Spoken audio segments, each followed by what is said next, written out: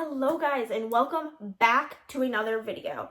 Today we are switching things up. Instead of doing our top 5 games of the month, we decided we're just going to go over all of the new games that we played this month, give you our thoughts, feelings on them, so that we can have a variety of games, because we tend to have the same top favorites. So let's just get right on into it, because there was a lot of new plays in April. First up, I think the game we probably played one of the most, we've been playing it a lot, is Twice as Clever. That one, I think you've played about 1,000 times?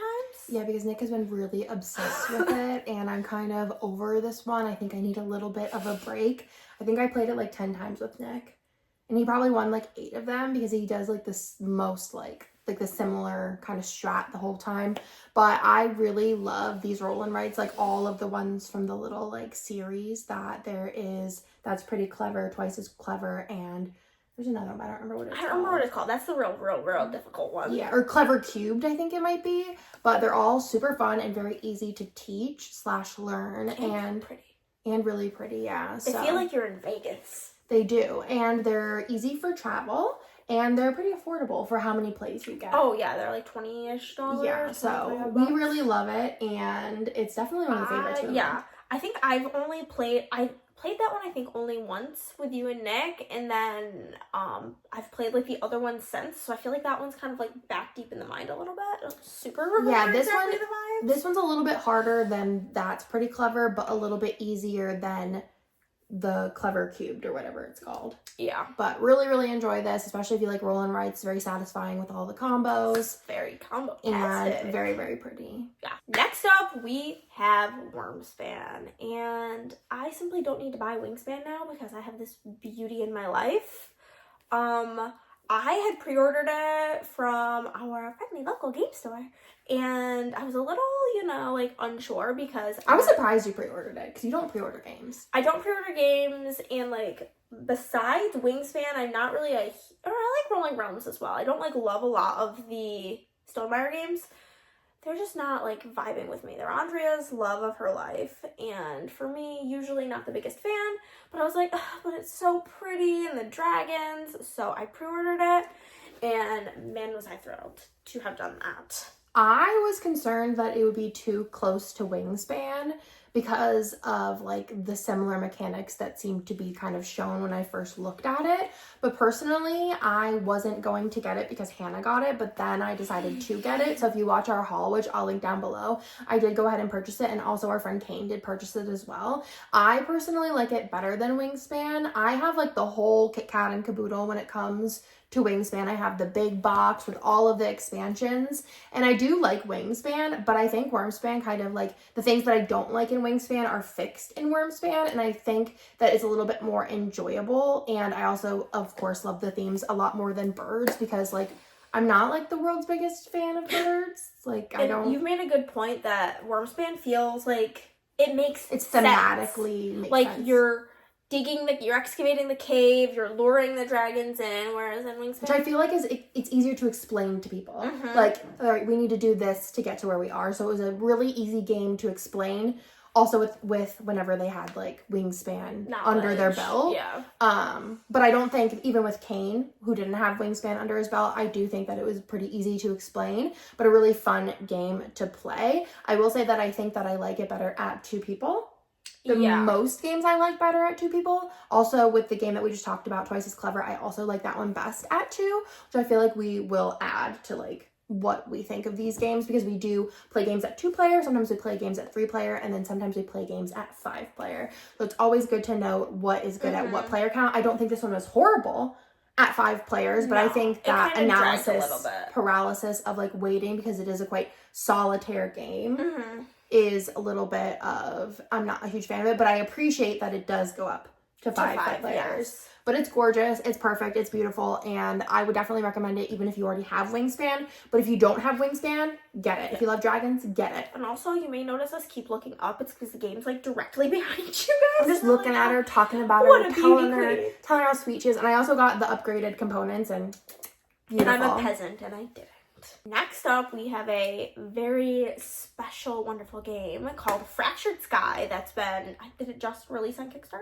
It re-released on Kickstarter. With an expansion. With an expansion. and we got the honor of playing with the deluxe version of the game, and I don't think I've ever experienced a game that's that deluxe in my whole life. No, it's like quality, and you should definitely, like, if you're into like area control, resource management, deduction, like hidden bidding, you need it. You need it, you need it, you need it. It's like one of the most high quality games I think either of us own. I think the magnet usage is like so fun and cool. And we have played it at 3 players as well as 5. And I think that if you have really decisive players, we do not. I think 5 would be a really good player count. It would be very like speedy for 5 while still feeling like you're getting the satisfaction of playing like a little bit of a medium heavy game. Yeah. Personally for me, I'm not really good at deduction, and I think I've won both. Yeah. I feel like I'm pretty good at deduction, and I do terrible at this game because I just like get too scared of bidding too much or like not having enough for later. So I feel like even if you're not good at deduction, because I am just not good at it, there is other like strategies to kind of like avoid deduction but still be able to win, which I really appreciate. And also the expansion adds in like set collection, so there's different color starfalls and you are trying to collect the most of specific colors, because then that like multiplies the points the more you have of the different colors, which kind of adds like a whole different element to the game, which is really fun. But yeah, it's been a blast and we've all really liked it. Hannah's like kind of, it's just not I don't like area control, so there's not really much you can do about that. Yeah. But I also will note that we are strong believers that if a game says it's 2 players, but then you have to play as like the Automna, that not really the biggest fan, so I would not suggest playing it at 2 people. No, I wouldn't play it at 2. I think 3 was like fun, but I think 5 would be the most ideal because there is a lot of like battling and the area control, which is more fun, obviously. Funner. Yeah, it's also a game where like the first time we played, I was behind by like 1,000,000 points, and then because so much of it is like deduction and secrets and nobody knows where these hidden starfalls are, I like came back and only lost by I think like 1 or 2 when I was like down by like 5. Especially because the last couple of rounds are very important because they have rounds go on, there are more starfalls. Opportunity to get points. Yeah. So it's kind of nice because you're building up your area control in the beginning, and then you have more options to get points later. So we really like it, as you can, well, I really like it, as you can tell, but Hannah's it's growing on me. I'm indifferent. Yeah. It's like, I think like how fancy and nice and beautiful it is really gets me good. Next up, we played Let's Go to Japan, which I feel like the theming of this game really just like fits into my personality, because the whole thing is you're just like planning a trip to Japan. I love planning things. I love vacations. I really want to go to Japan. So overall, like that concept was so fun. You're like choosing different activities you're going to do and then passing the ones you don't really like to the other person. You go back and forth doing that. You got to make sure you have transportation between Kyoto and Tokyo, and at the same time balancing like happiness with how much money you're spending. And overall, it's just a freaking blast. We played this one at 2 player, which I did like. I think this one's going to be great for 5 players because of how simultaneous the play is. It's kind of like Isle of Cats as far as like your hand passing and putting cards down, which will be simultaneous. And then the end of scoring will be the part where it's kind of one of those games where like the scoring is like half of the game, realistically. And I really like it, and I'm very excited to play it for 5 player because I think it will be a game that I'm like, you know what? 5 player, I don't mind it. It is not a drag. There's nothing boring about it because you're kind of like waiting to see what everyone's going to pass you. There's going to be more passing between. Yeah. Whereas like with Isle of Cats and this one in hand passing, well, any hand passing, when there's just 2 people, you're passing the same cards back and forth. But with the more people, you're getting more of a variety going so you around. get to see more cards. Yeah, so I'm really excited about that. The setup is a little bit long on this one. Yeah. That's the only thing, but I think, it's definitely a learning curve of just like remembering where everything goes. But overall, love it. I got the deluxe version, I believe. Yeah. And it was super nice. Super nice. I will also say that one thing I do really, really, really enjoy about this game, because I understand that it can get kind of disheartening when you're playing a game and you just like know you're going to lose. You have no idea how you're doing, how anybody's doing until the game ends. You're just hoping. You're just hoping. It's a hope and a prayer. Yep. Really like it. Really, really fun. We played it twice that day. We played it the first time and then we're like, Should we just go again? With all the expansions that were available, which were very fun. I liked all of them. There are some games where I'm like, the expansion, I don't really like what happened here. Specifically, this expansion. But the expansions were super fun. I think they added just enough pizzazz. I agree. Being crazy. Next up, we have Botney, which is a game that our friend Kane purchased while we were on our little bestie trip to Dallas. And it was a ton of fun. It's so pretty. And I'm honestly kind of considering picking it up for myself. That's how much I enjoyed it. In it, you're basically in like the Victorian era? I don't really know, but the olden times. The olden times. And you're like a explorer trying to discover a bunch of new plants. And so you have different plants in your hands and you need to go to the different countries. And each time at the beginning of your turn, you have an event card and you have to roll to see if something bad happens, something good happens. And you're just trying to collect different plants and bring them back to your, greenhouse? Back to your greenhouse.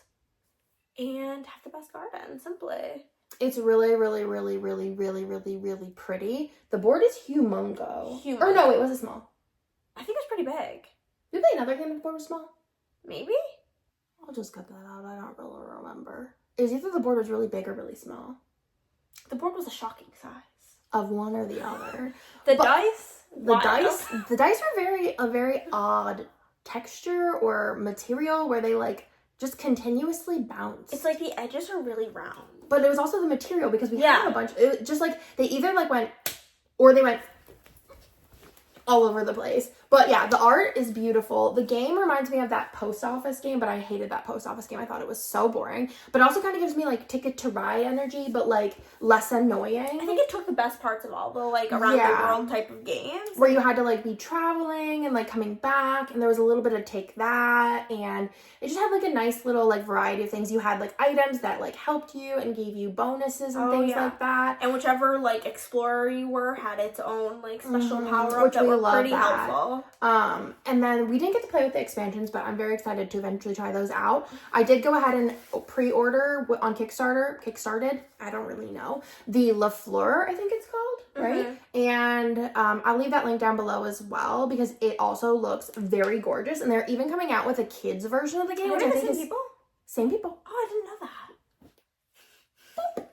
Yeah, same people, and it just looks gorgeous. I love the colors they chose for all of the components, and the box is a light blue, or maybe it's a Tiffany blue, kind of color. But it looks so good, and I'm so excited to try that one out because it also looks really, really fun and exciting and just so pretty, because I feel a lot of games just kind of lack that pretty feminine aesthetic. Or if they are pretty and cute, then the game sucks. Yeah. It's one or the other. A lot of the times I look at a game and I'm like, that box is hideous. Must be a good game. Basically. And you've picked up Botney at store prior and been oh, this looks interesting. I feel the box, especially the front, doesn't give enough away for us to be but Kane was I'm getting this one blindly. And the amount of games he bought blindly. He continues to buy blindly. Yeah. It's sweet. He's a sweet boy. Hey, Kane. But yeah, love it. Definitely would recommend. She's probably going to get it. That's the way the cookie's crumbling. I looked. Sadly, Tanuki does not have it in stock based on their website. But maybe it'll surprise me. She's going to eventually get it. Next up, we have Cat Lady. And first off, I want to let you guys know that the fact that AG commented on her post, because I had put in it that the game was fun. It's very it's a very light, easy card game. Relaxing. Easy to teach. A lot of set collecting type of things. But I had put in my review that I personally hate cats. So do I. Sorry if that offends you, but I hate them. And I was like, oh, really cute, whatever. I just wish it was dogs. And they commented, well, just you wait. So something tells me there might be a dog version coming out, and that is exciting. It's very cute. I feel you could teach it to somebody who wasn't super into games, but it's one of those games that's not boring. You're not oh, I'm teaching this light game. I really don't want to play it because it's but it's fun, and it's just set collecting, cards. I don't really remember too much about it, but I know I had a good time whenever I played it. It was very chill. Very chill vibes. The art was cute, the art style. Yeah. That's why I picked it up, is because the art style was cute, and I like a small box card game, so We liked her. She's not like, you know, changing our lives, but I'm happy to have her. Next up, we had Coffee Rush, which I just want to say, I picked this game up at Tanuki, which is our favorite game store, and I'm pretty sure it was like either $28 or $32, and it feels like an easily, like the components, like a $50 game. It has like these little mini coffee cups with all the ingredients. It just feels very fancy, but the gameplay is you're rushing to make coffee orders for all of your different patrons before time runs out. There is a slight variation for 2-player, but I do think that it was like fine, not an issue, had fine time I think that it actually works out better for 2 people because whenever I talked to Nick, who played it 3-player, the things that he was complaining about were solved with the 2-player variation. So maybe it's better at 2-player. Yeah. But it, like, as somebody who grew up playing Diner Dash all the time, it like gave me that kind of like, get it done, get it done, get it done. But at first we were like, oh, this is like kind of nice and peaceful. 2 rounds after that, Hannah's like, I can't finish these orders. I have 15 orders to do. She's like, what am I supposed to do with this one? I don't really know. And then I can't get all the way over here to get chocolate. But then you get power-ups, and you can get wherever you want to go. Yeah, those are very helpful to get kind of early on, Yeah. I think. But I thought it was really fun. I really enjoyed it. Would be happy to play it. It's cute. The box is cute. Yeah, and everything about it was just very cute. Good value. Yeah. Yeah, good value for the dollars. Mm-hmm. Next up, we have the new game by Unstable Games, Command of Nature. I'm gonna let Andrea do the talking on this one because I do not like this game. Okay. So this is a game by Unstable Games, which makes like Unstable Unicorns, Here's Lit, etc., which are all games that I feel like are great in like a mild party-esque way because there's a lot of take that, very easy to teach card games. I personally don't like any of those games at 2 players. All of their games are best with a large amount of people besides Tic-Tac-Toe, which is a 2-player or a group game. This is, I think, the first game that I think was really well done for 2 players by Unstable Games. It very much so is just your standard deck building game where you are battling the opposing player and kind of like building up your troops. As your troops get diminished, you're kind of refilling them up. There is your standard decks that kind of like go with your character, which I really love that there is kind of like the, what the heck's the word called? I have no idea of this word. Factions. Asymmetric factions. So every person has their own character and they have their own little different power-ups that you unlock, which I think is really fun. There's also the individual deck, but also there is a like general market where you can be adding things to your deck. I also think this one would be interesting to play at 4 players because it's less groups and more of a team, which I think is interesting. But overall, I'm really satisfied with it. Really satisfied. I'm really satisfied with it. And I think that it's a game that Nick and I will play a lot because we do really like Unstable Games. But like I said, I really don't like Here to Slay or Unstable Unicorns at 2 players. I just think it's kind of boring. Yeah. The art's really cute. I will add that. And for me personally, it gave very much of the energy of like a trading card game, which I don't like. Like I don't like trading card games. So I think for that, it just fell a little flat for me. But if you are into like deck building, like TCG vibes, then I think you would really enjoy it. Yeah, it was fun. Horrified Greek Monsters. We played the newest installment of Horrified, which is the Greek Monsters rendition. I bought it when it came out, and we haven't played it. I have all 3, Universal, American, and Greek Monsters. I don't think you really need them all. I think one is just fine, but I did think that the Greek Monsters was fun. I personally really enjoy co-op games. Andrea was kind of losing her brain at this point of the day when we played this game. I just think with specific people, I'm not like super into cooperative games. That's like kind of just where But that day in general, you were kind of losing your brain. Yeah. That was the day of the brain being out the window. Yeah, I like lost a lot of games that day. But I just feel like that stack looks like it's gonna fall over. One, I feel like if you already have one of the games, I don't think that you need another one. So it just really felt like a copy and paste with like... Yeah, it's just different monsters. The monsters. The puzzles are a little different. Yeah, they're a little different. But like it's the same exact concept. But I guess if you really are into monsters, like you're like, I love American monsters, Greek monsters, this, collect them all. Do you know what I'm saying? Do what you gotta do. But I just feel like recently cooperative games have not been my jam. Like I like them personally, so I had a pretty good time playing it. I enjoyed it. I would recommend it. I think if you're like super into cooperative games, I just think I'm a little bit not feeling them. Not feeling cooperative games currently. Doesn't play well with others. I've never been like a plays with group. I just feel like it annoys me whenever like I have a good idea, no one's listening, and then like my idea would have worked out better than whatever everybody else did, and then I'm just like this. Or like whenever I like really campaign for something and then we actually do it and it like works out, I'm like, I feel like it's usually me and Andrea are always in agreement, and then the 3 boys are always in agreement, but because there's 3 of them, we're like whatever. And also I feel like cooperative games, it feels like forever to take your turn. Yeah. And I feel like in the game you might get like 6 turns. Yeah. And that's like it. But overall, if you're into cooperative games, if you're into monsters, and especially if you don't have one already, I would get one just to like try it out and see how you like it. And it's a very, like, interactive game. Yeah. I've also, not this specific Horrified, I have played the other ones at 2-player, and they play just the same at 2-player. Yeah. It's fine at whatever. Because it's, like, slightly modified, right? Like, the numbers or anything? Or is it because the monsters are every other? There's no difference to the gameplay. It plays exactly the same at 2-player. Interesting. I'd probably rather play 2-player than... You know, it'd be like that. And then last but not least, we started our campaign of My Island. Oh my god.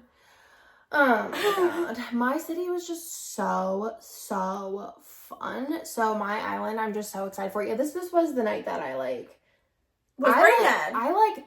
messed up so many things. Even in like My Island, which I was like, okay guys, make sure we do this. And then I just do the opposite. Yeah, and then I think you like made fun of Tony. You were like, oh, you can't do that. And then like 2 turns later, you're like, wait, I did it too.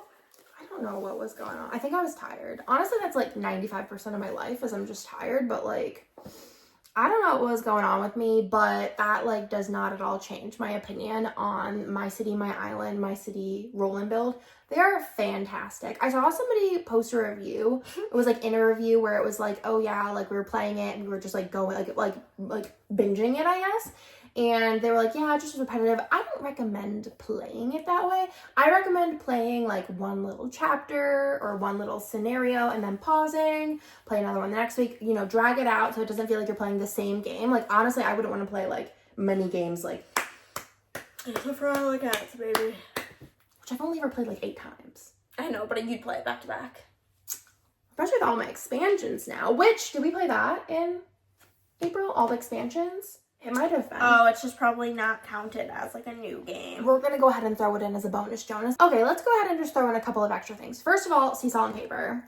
Bussin'. Very fun. This one came out in like 2022, I think, so we've definitely been sleeping on this card game. It is great for travel. We also have the expansion, which I think adds a little bit of spice in there.